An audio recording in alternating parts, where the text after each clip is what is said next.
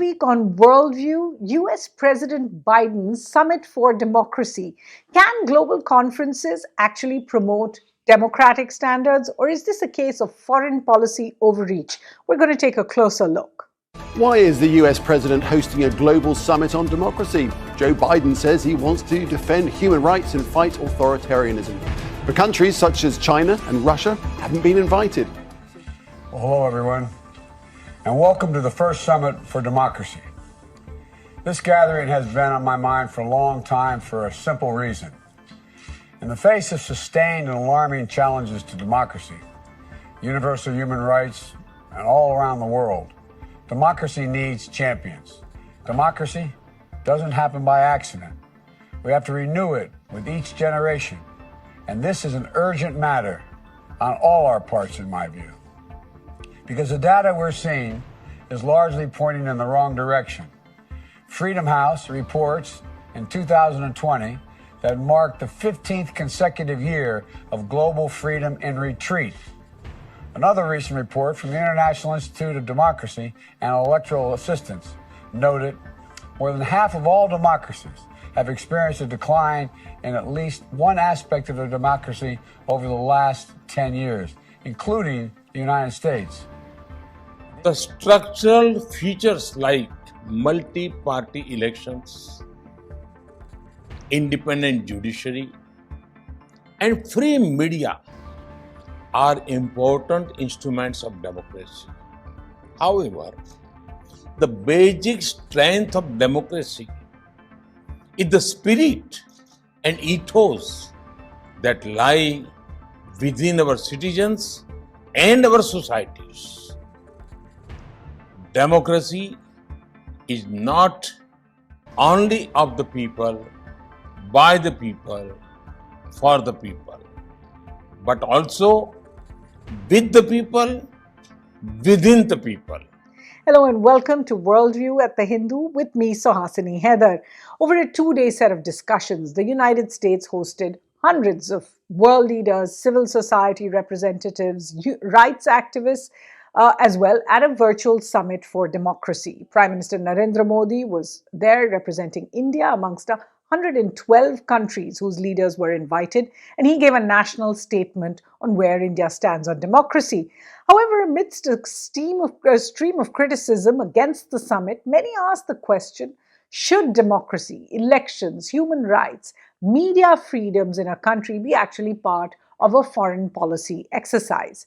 So first, let's just take a look at what the organizers, the United States government, the State Department, felt they actually achieved from the summit. To begin with, the Summit for Democracy was a part of a campaign promise made by US President Joseph Biden during his election campaign in 2020 and was as much a reaction to American domestic politics, where former President Donald Trump was seen as destroying principles of US democracy by questioning the elections, defunding American programs on democracy, ignoring human rights in countries that he strengthened ties with, and cutting access to free media operations. So in his speech, Mr. Biden referred to retreating democracies globally. He pointed to the rise of populist authoritarian leaders who actually come to power via elections. The move, it would seem, is as much about geopolitics as it was about domestic American politics. Secondly, by dividing the world into 100+ democracies and the rest, the US seems to be aiming to draw a line between itself and its allies against its two biggest rivals, China and Russia, which don't qualify and weren't invited to the summit. In fact, as the summit goes forward, what the US really hopes to do is to make democratic fence-sitter countries, if you like, to pick a side, standing with democracy versus the rest. The third, by making each of the leaders that spoke give commitments to democracy on three key themes. They asked them to speak on defending against authoritarianism, addressing and fighting corruption, advancing respect for human rights. Interestingly, Prime Minister Modi did not directly refer to these three themes. The US does seem to hope to pile a list of commitments, somewhat like what we saw during, say, the UN COP26 climate change summit, where nationally determined contributions, if you like, NDCs on climate change were announced. And now the countries that have announced them have to be held accountable for actually achieving those goals. Now, in its next steps, and you can see this on the US State Department website, the next steps for the Summit of Democracy, the US government says it hopes that after consultation, coordination, action, and delivery of those results, so those commitments are being held very close, the US president will host an in-person summit approximately 1 year later. So it could be in December of 2022. During this second summit, the US will take stock of the progress made and forge a common path ahead with the other countries at the Summit for Democracy. Fifth, if successful, the US is going to try to broaden this divide between democratic countries and non-democratic nations to other platforms as well. Remember last year, in fact, the US had a plan to hold a D10 or 10 democratic countries, which would replace the G7 of developed countries, just the big economies. That plan was abandoned. It could be picked up again. Remember, India was one of the D10, the G7, plus India, South Korea, and Australia. The sixth achievement the US feels it took away from this summit was that the plan ties in really with the Biden administration's plans to enforce democratic values in other countries, particularly human rights. Remember, the summit coincided with International Human Rights Day. And on that day, the US State Department announced sanctions against officials in Uganda, China, Belarus, Bangladesh, Sri Lanka, Mexico, Myanmar, and North Korea, so 3 countries in India's region, for the gross violation of human rights, using various domestic laws they have, including what's called the Global Magnitsky Act, that actually empowers the government in the US to put these unilateral sanctions on countries that are not adhering to human rights. So why was this Summit for Democracy criticized? And these were criticisms that came from across the world, some even saying that the Summit for Democracy has actually failed already. Not something the US agrees with. But here were the main planks for the criticism.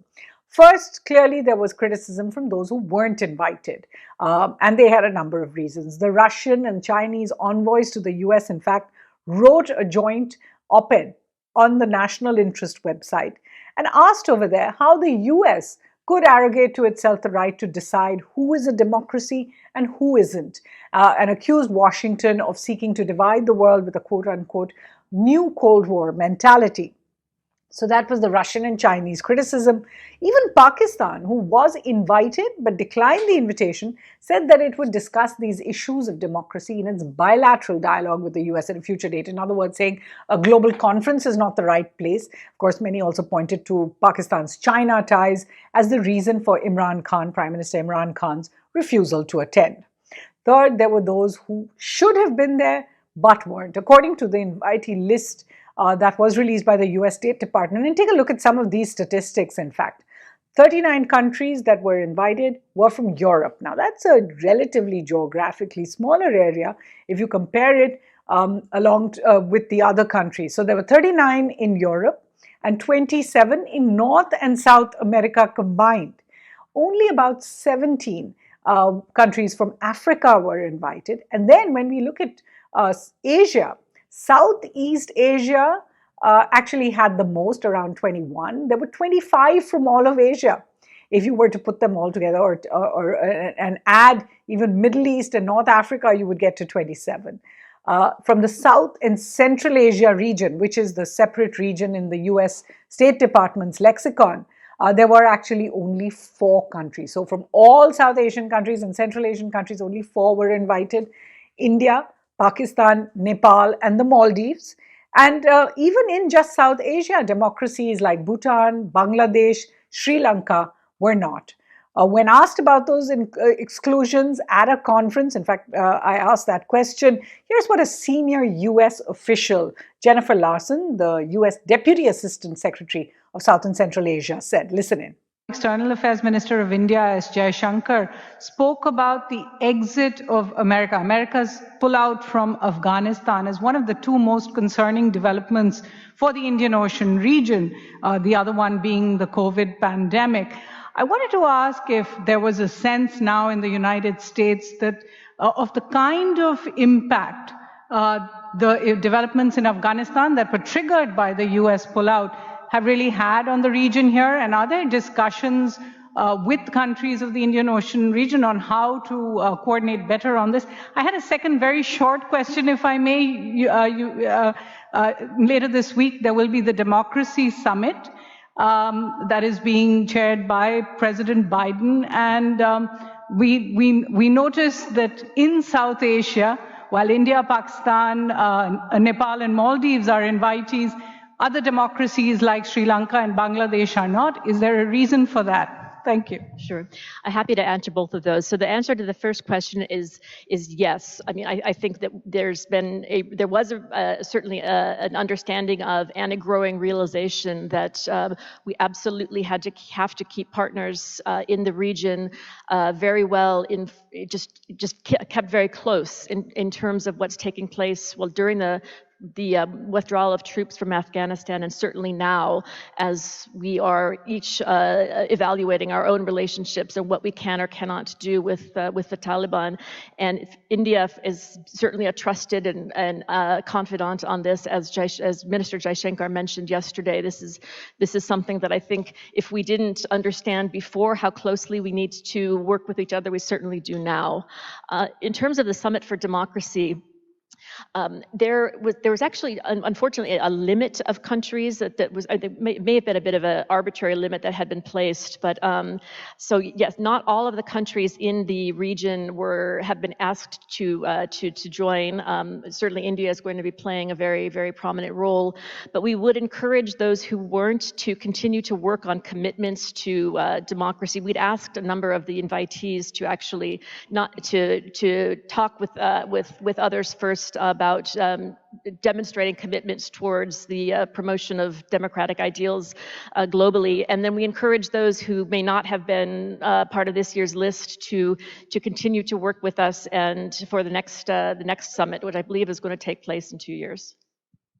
Now, the fourth criticism is that the US government's announcement of sanctions against officials in Bangladesh, Sri Lanka, also made it look like the invitee list was political, tied to the politics of the day.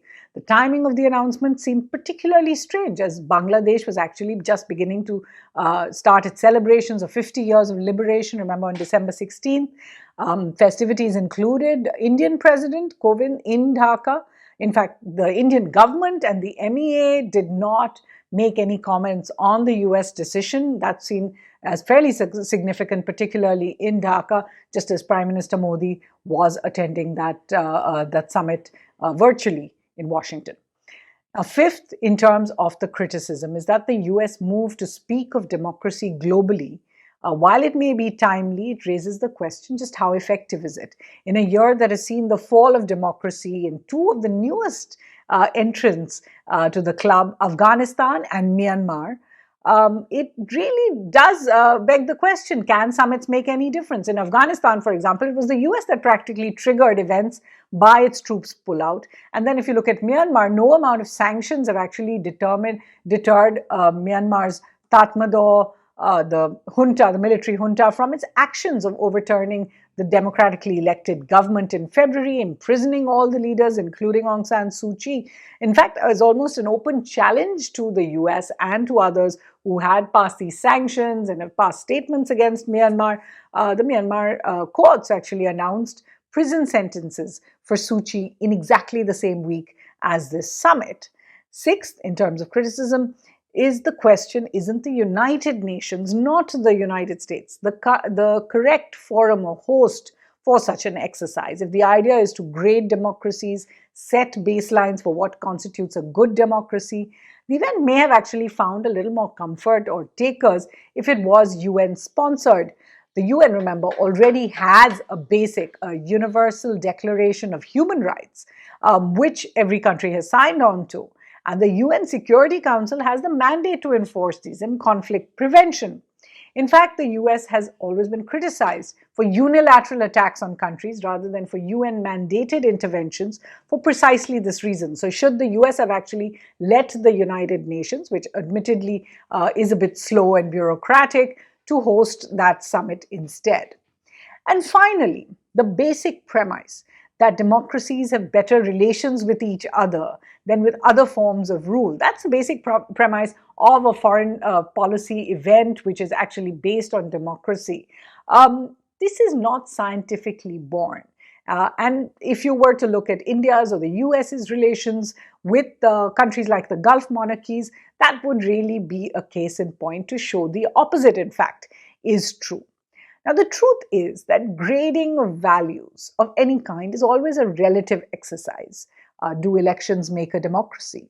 Or is it representation, inclusivity, rights, freedoms that actually make that democracy? It could be argued, in fact, that the real threat to democratic countries is not the countries that choose other systems, monarchies, military rule, dictatorships, communist states, but countries that actually hold elections are in fact, while holding elections, turn out to be majoritarian, hyper-nationalist republics where rights of minorities and women, press freedoms, space for NGOs, and any criticism of the government are all trampled upon. So the question is really, what does make a democracy? And unless that base is set by any conference, it is very difficult to see how a summit like this can go forward.